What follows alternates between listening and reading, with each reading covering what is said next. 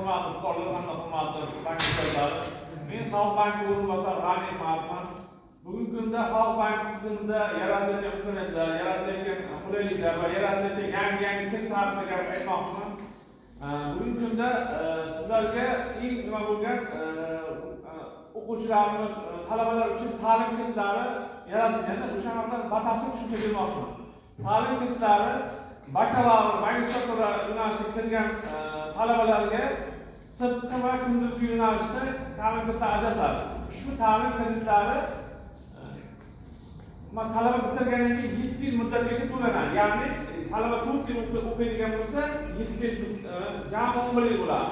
Shu ta'lim kreditlari 14% bo'lib ayollarga 1% hamda erkaklarga 14% hisoblanadi.